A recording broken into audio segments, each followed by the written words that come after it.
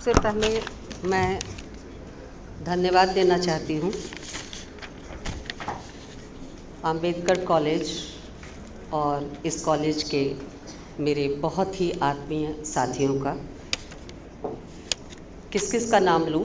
Professor Chitra Rani, professor Shashi, professor Mamta, professor Neerav, professor Vijendra Kumar, professor Kusum, professor Rajveer ji और भी अन्य साथीगण जो यहाँ बैठे हैं।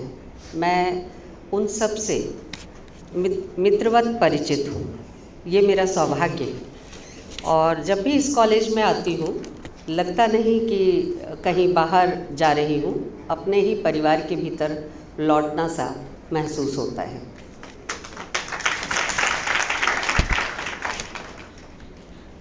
कॉलेज के प्राचार्य प्रोफेसर सदानंद जी, उनका भी आभार व्यक्त करती हूँ कि एक बहुत ही संवेदनशील और ज्वलंत विषय पर आज की और कल की जो गोष्ठी होने जा रही है वह रखा है और उसके लिए सुविधाएं मुहैया कराई हैं। महत्वपूर्ण चीज़ ये है कि आज का जो विषय है इस पर कई वक्ता बोल चुके हैं। अपने अपने तरीके से इस विषय के कई पक्षों को उन्होंने उजागर किया है और कुछ चीज़ें अगर मैं कहूँ तो प्रोफेसर सदानंद जी ने सबसे कम समय लिया और बड़ी ही सुंदर बात जो भाषा के संदर्भ में महत्वपूर्ण थी वे कहकर चले गए। उन्होंने कहा कि सभ्यता और संस्कृति की वाहक है भाषा। जाहिर है कि इससे किसी को इनकार नहीं है।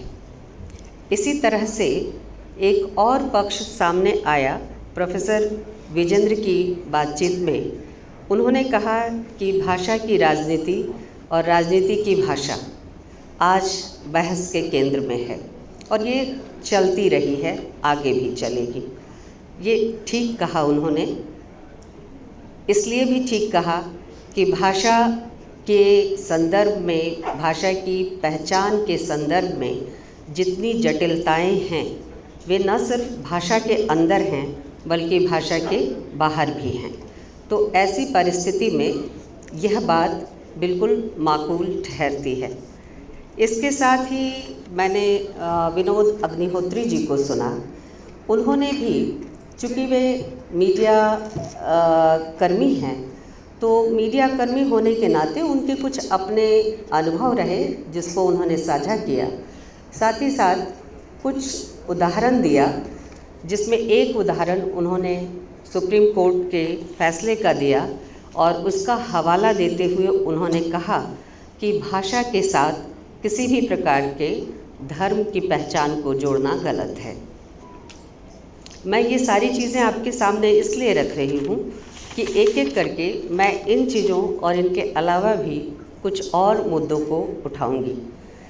हमारे आज के बीच वक्तव्य देने वाले प्रोफेसर आर जगन्नाथन जी ने बहुत सहज लेकिन बहुत ज़रूरी मसले की तरफ इशारा किया। उन्होंने एक चिंता जाहिर की और वो चिंता ये थी कि एक समय था जब हम हिंदी के अखिल भारतीय परिप्रेक्ष्य की बात करते थे। जाहिर है राष्ट्रीय स्वाधीनता संग्राम के दौरान यह परिप्रेक्ष्य उभरा था, लेकिन कब और कैसे वह धीरे धीरे तिरोहित होता चला गया और अब हम अखिल भारतीय परिप्रेक्ष्य की नहीं केवल हिंदी की बात करते हैं और हिंदी में भी उसके कार्यकारी रूप की बात करते हैं। इस पर प्रोफेसर जगन्नाथन जी ने बहुत सुंदर ढंग से अपने विचार रखे। मैं कुछ कहना चाहती हूँ और आप सब विद्यार्थियों से कहना चाहती हूँ। हिंदी मेरे लिए गर्व का विषय है, लेकिन हिंदी बहुत से भारतीयों के लिए शर्म का बायस भी है। दोनों बातें एक ही भाषा के साथ क्यों? बहुत बार आज लगभग 2 वक्ताओं ने जिक्र किया कि यह सदन भरा हुआ था कल, क्योंकि कल बातचीत ज़रूर हिंदी में हो रही थी, लेकिन बात का जो लक्ष्य था वो रोजगार था। रोजगार के लिए अगर आप भाषा से प्यार करेंगे, भाषा पर बात करेंगे और भाषा के विभिन्न पक्षों की चर्चा करेंगे तो आप सिर्फ संप्रेषण कर रहे होंगे। भाषा का कार्य सिर्फ संप्रेषण करना नहीं है। रोजगार के कारणों के अलावा किसी भाषा में बहुत रोजगार हो सकता है, लेकिन ज़रूरी नहीं कि वह भाषा भी उतनी ही समृद्ध हो। हमारे देश में ही कई ऐसी भाषाएं हैं जो हिंदी के अलावा हैं, दक्षिण भारतीय भाषाएं हैं जो बहुत प्राचीन हैं और साहित्य की दृष्टि से, चिंतन की दृष्टि से, दर्शन की दृष्टि से बहुत ही समृद्ध भाषाएं हैं। तो रोजगार की बात करें तो सदन भरा रहे, और जब केवल हिंदी और हिंदी से जुड़े सरोकारों की बात करें तो लगभग आधा हॉल हो, ये चिंता का विषय है। और ये नए लोगों की तरफ से आया हुआ हिंदी के लिए एक तरह का रिस्पॉन्स है, एक जवाब है। मैं सवाल करती हूँ प्रोफेसर जगन्नाथ जी की बातचीत के संदर्भ से ही। उन्होंने एक सवाल उठाया था कि हिंदी विश्व भाषा कब बनेगी। सवाल का जवाब एक बहुत पुराना गाना है। सन 60 के दशक में एक फ़िल्म आई थी ससुराल, और उस फिल्म में एक गाना था। नायक नायिका से कहता है और नायिका नायक से कहती है कि एक सवाल मैं करूं, और जवाब आता है कि हर सवाल का सवाल ही जवाब हो। तो हिंदी विश्व भाषा कब बनेगी, इसके संदर्भ में एक और सवाल उठ खड़ा होता है कि विश्व भाषा की पहचान क्या होती है। क्या हिंदी उसके लिए तैयार है? अगर है तो वो कौन सी चीज़ें हैं जो हिंदी की राह में आज भी रोड़ा बनकर खड़ी है? क्यों हिंदी का विकास जिस लक्ष्य को प्राप्त करने के लिए हम लोग करना चाहते हैं वह लक्ष्य अभी भी बहुत दूर दिख रहा है? क्यों हिंदी बोलने में आज के वक्ताओं ने जिस तरह से जिक्र किया कि बहुत से लोगों को जब वो प्लेन में चढ़ते हैं या छोटी गोष्ठियों में होते हैं तब वे हिंदी में बोलने में शर्म महसूस करते हैं? क्यों ऐसी बात है? जबकि सच्चाई क्या है? आंकड़े उठाकर देख लीजिए। आंकड़े आपको गर्व का पूरा आधार देते हैं। आंकड़े बताते हैं कि आपके पास, आपके देश में, आपकी भाषा में सबसे ज़्यादा अखबार निकलते हैं, सबसे ज़्यादा मीडिया चैनल हैं, क्योंकि जो भाषा संख्या और जनबहुलता की दृष्टि से हिंदी से आगे है उसमें मीडिया की दशा बहुत अच्छी नहीं है। हमारे पास मीडिया एक स्वतंत्र पाए की तरह मौजूद है, काम करता है, और किसी को बाधा नहीं है कि वे अखबार निकालें या चैनल चलाएं अथवा यूट्यूब में संप्रेषण करें। हाँ, कुछ ऐसी घटनाएं घट रही हैं कि अब यूट्यूब या फेसबुक से किसी का अकाउंट हटा दिया जा रहा है, चैनल बंद कर दिए जा रहे हैं। एक नई किस्म की समस्या है जो अब धीरे धीरे आ रही है। लेकिन सच्चाई तब भी यही ठहरती है कि भारत में ही सबसे ज़्यादा अखबार निकलते हैं, और उन अखबारों में सबसे बड़ी संख्या में जिस भाषा में अखबार निकलते हैं वह हिंदी है। सबसे ज़्यादा चैनल जिस भाषा में हैं वह हिंदी है। सबसे बड़ी संख्या बल या जो जनता है जिस भाषा का इस्तेमाल करती है वह हिंदी है। इन तमाम चीज़ों के साथ साथ और ऐड ऑन कर दूं, जोड़ दूं कि हिंदी का जो वैश्विक पटल है वह भी कम चमकता हुआ नहीं है, वह भी बहुत शानदार है, उज्जवल दिखाई देता है।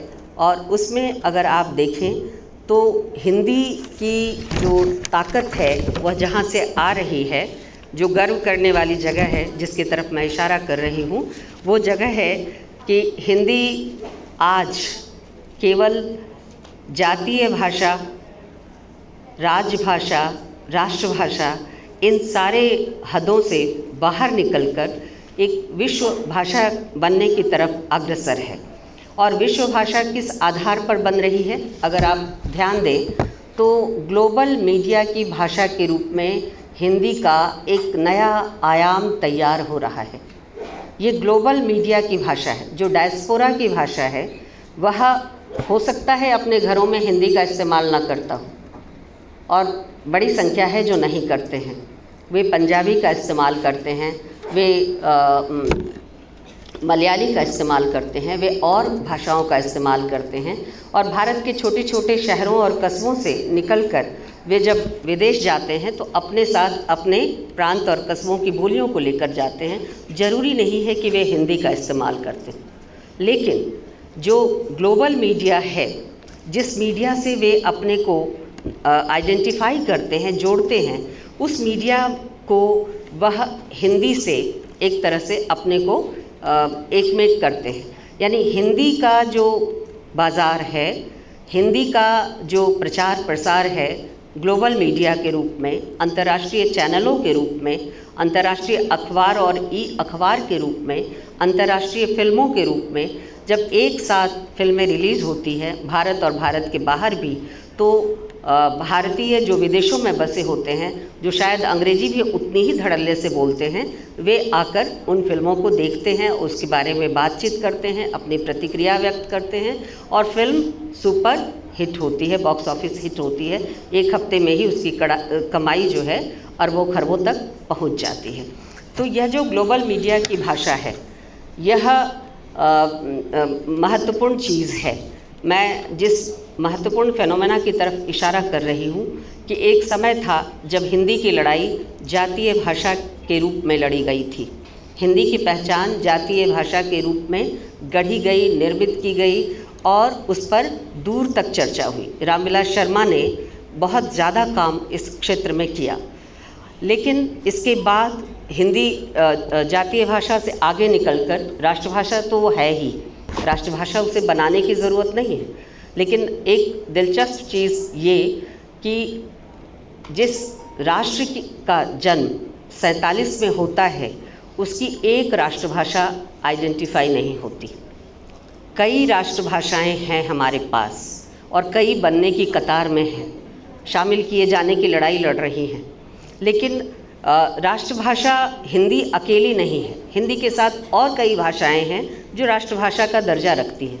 हिंदी को जो विशेष दर्जा मिला वो राजभाषा के रूप में मिला, और जाहिर है कि सरकारी कामकाज की भाषा के रूप में, कार्यालयी भाषा के रूप में और प्रयोजनमूलक हिंदी के रूप में एक तरह का कह सकते हैं संपर्क भाषा, विभिन्न राज्य और केंद्र सरकार के बीच संपर्क भाषा के रूप में और कार्य व्यवहार की भाषा के रूप में हिंदी का विकास होता है।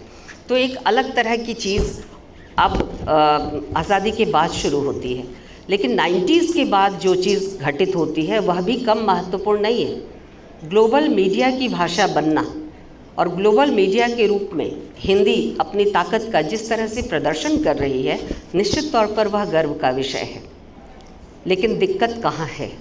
मैंने कहा हिंदी पर मुझे गर्व है, लेकिन बहुत से भारतीय ऐसे हैं जो आज भी हिंदी बोलने में शर्म महसूस करते हैं। हम में से बहुत लोगों का अनुभव होगा जो अपने स्कूलों में अगर हिंदी में बात करते हैं तो टोक दिए जाते हैं, डांट दिए जाते हैं, पनिशमेंट या सज़ा मिलती है कि आपने हिंदी में क्यों कहा।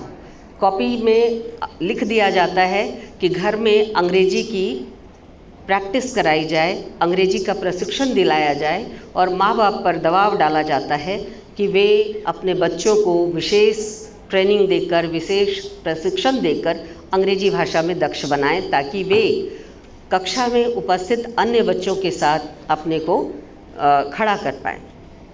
इस तरह के वातावरण में आप हिंदी के विकास और राष्ट्रीय ही नहीं अंतर्राष्ट्रीय प्रसार प्रचार की बात कर रहे हैं, तो ये कैसे होगा जहां आप प्राथमिक शिक्षा के स्तर पर हिंदी की इतनी बदहाल स्थिति देखते हैं।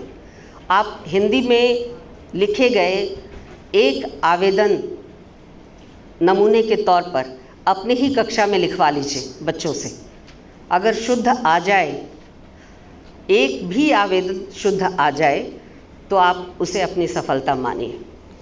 शुद्धता की बात करना लग सकता है कि ये एक प्यूरिटिज़न शुद्धतावाद है। मैं प्यूरिटन दृष्टि का अनुमोदन कर रही हूँ, लेकिन ये केवल शुद्धतावाद नहीं है। भाषा को लेकर आप कितने सजग हैं।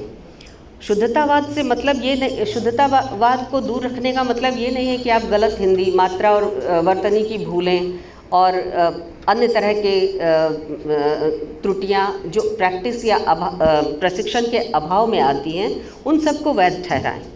जो चीज़ें आप सिर्फ प्रशिक्षण के जरिए जिन चीज़ों पर दक्षता प्राप्त कर सकते हैं उनको दूर करना किसी भी तरह से शुद्धतावादी नज़रिया नहीं हो सकता।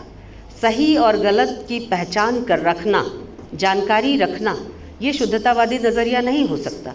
शुद्धतावादी नज़रिए का अर्थ कुछ और है, जहाँ विचार, दृष्टि, संवेदना, इन सब के प्रति हम समावेशिता से दूर होते हैं, वह शुद्धतावादी नज़रिया है। इसकी भी व्याख्या की ज़रूरत है। आप बार बार कहते हो कि ठीक है, ये भाषा के अलग अलग प्रकार हो सकते हैं। बम्बईया हिंदी हो सकती है, दक्षिण भारतीय हिंदी हो सकती है, दक्षिणी हिंदी का एक बड़ा संसार है जो हिंदी के शिष्ट साहित्य से अलग पड़ता है, और अब तो हमने हिंदी में उसको पढ़ाना भी छोड़ दिया है। जबकि दक्षिणी हिंदी ने हिंदी का हाथ उस वक्त थामे रखा था जब उत्तर भारत में विभिन्न बोलियां हिंदी के अस्तित्व को कह सकते हैं कि चुनौती दे रही थी, गंभीर चुनौती दे रही थी।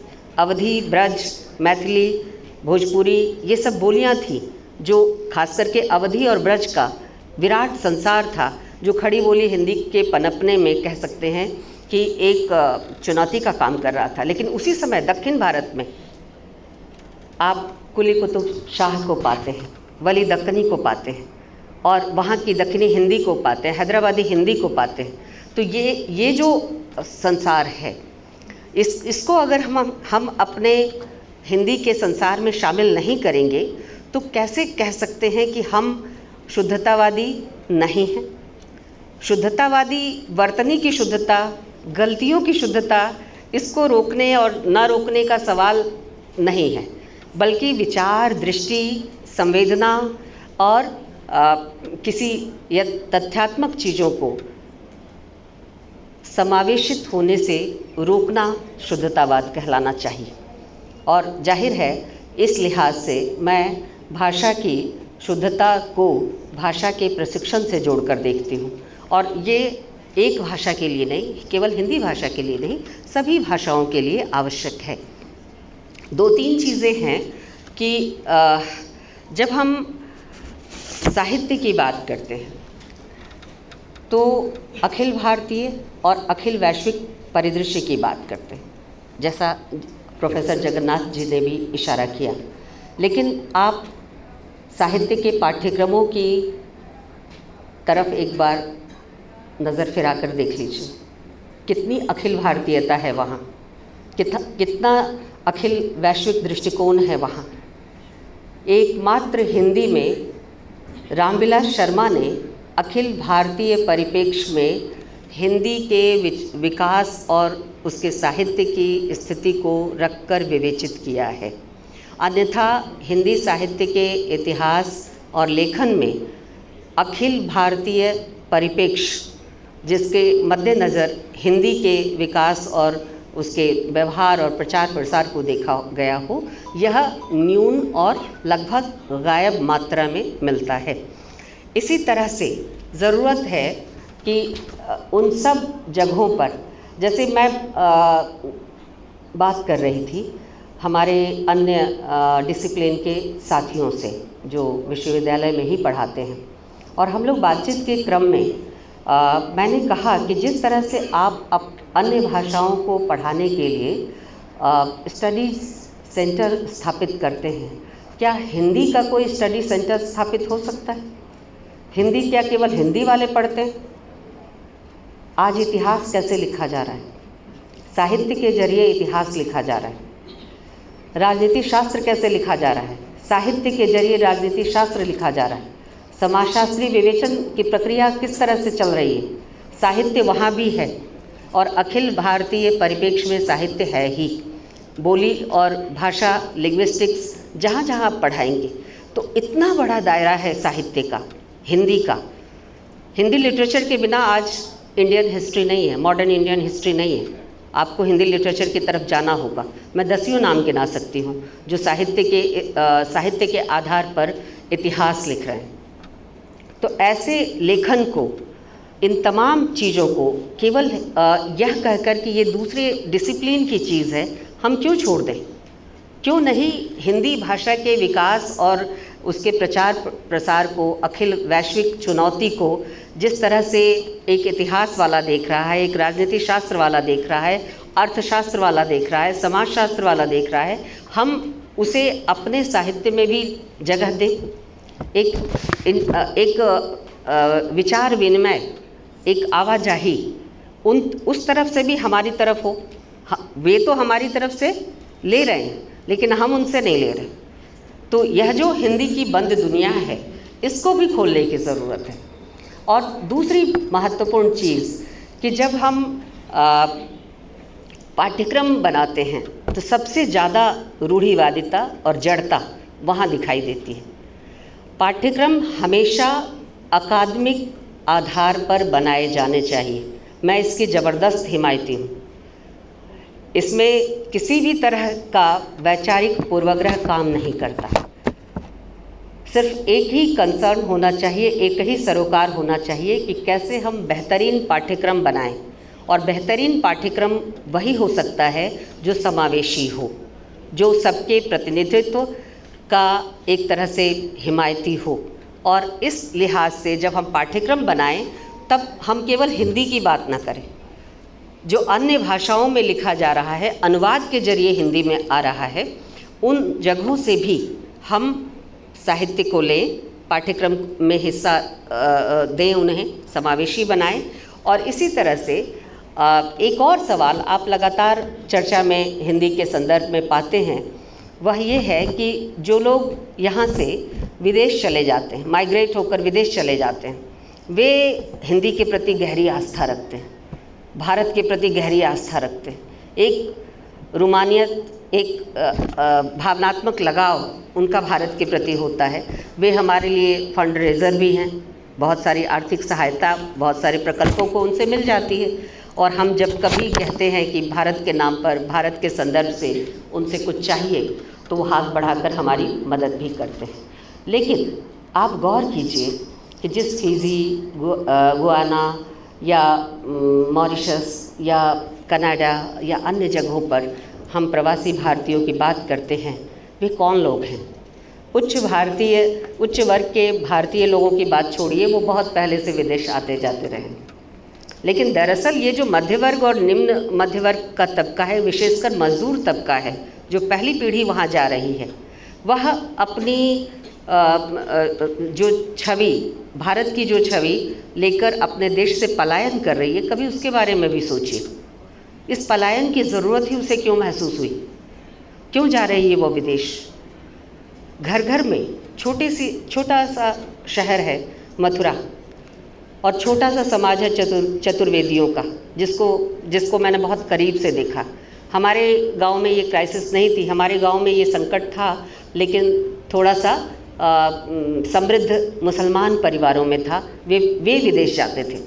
लेकिन चतुर्वेदियों का परिवार, जो कि गंभीर तौर पर रूढ़िवादी होता है, प्याज लहसुन भी नहीं खाने वाले, कोई घर ऐसा नहीं है मथुरा में जिनमें वे सऊदी अरब ना गए हों।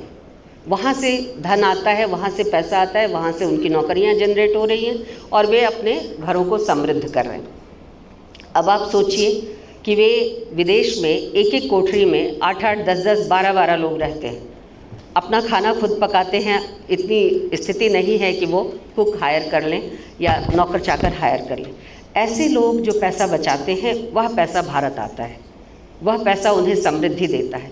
हमारे अपने देश में उनके लिए रोजगार नहीं है।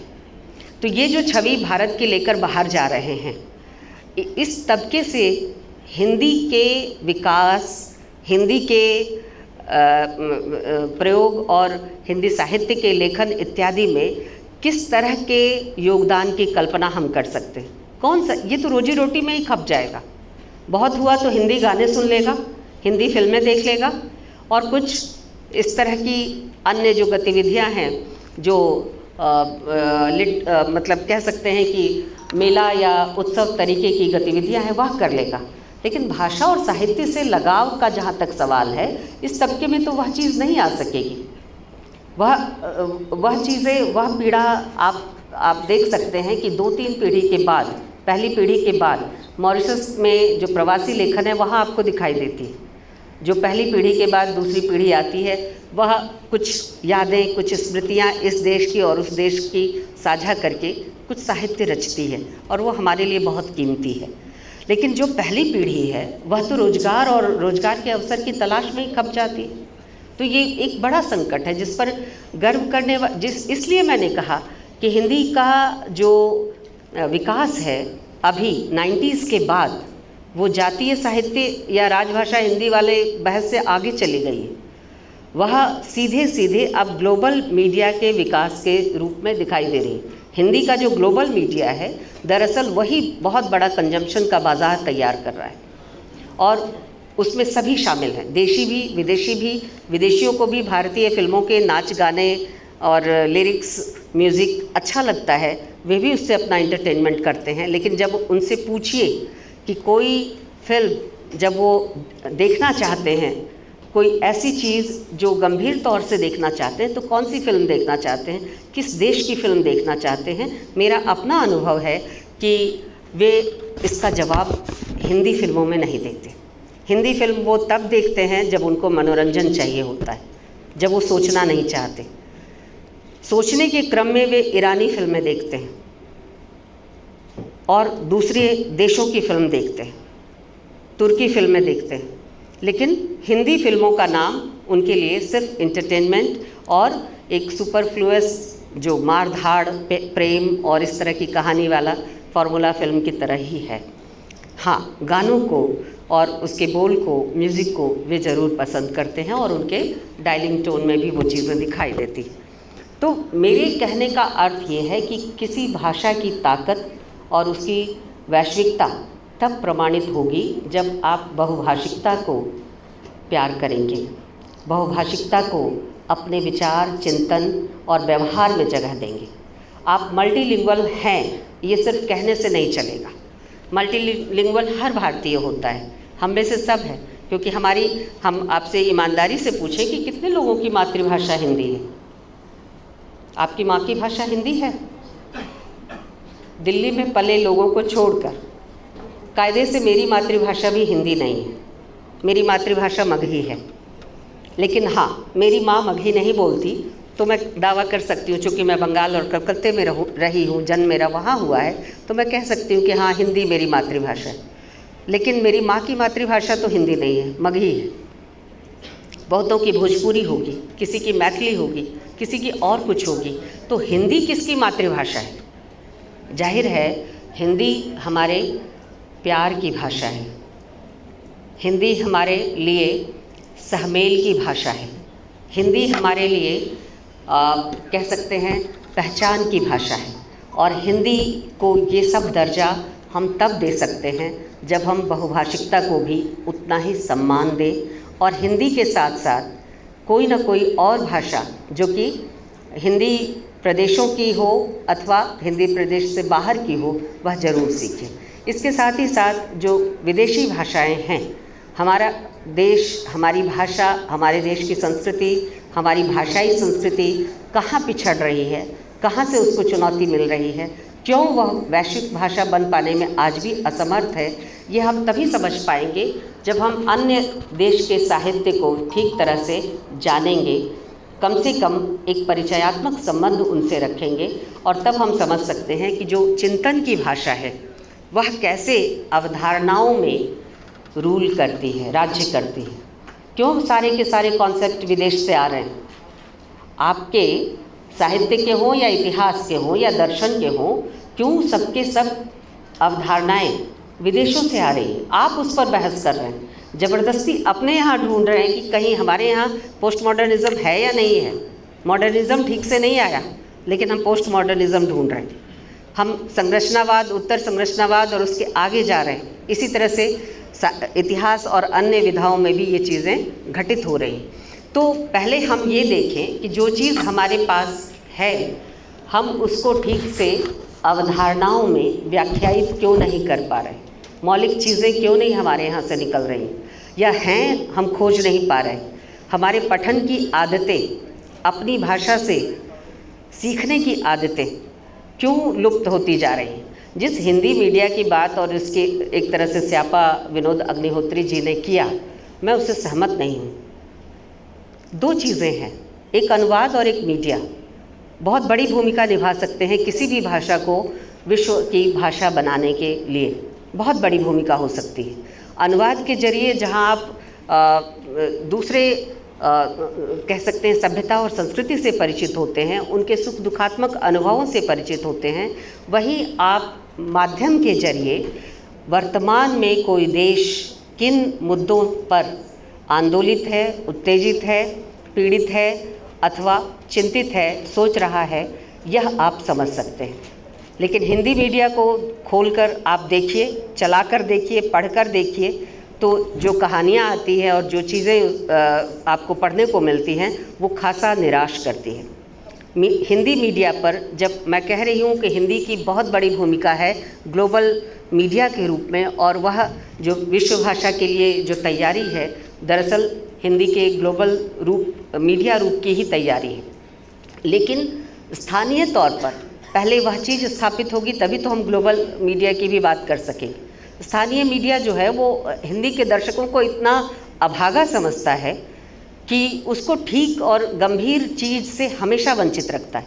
किसी एक विषय की गंभीरता कैसे स्थापित की जा सकती है और कैसे रिडिकुल की जा सकती है, इसे आप हिंदी के किसी भी चैनल को खोलकर समझ सकते हैं।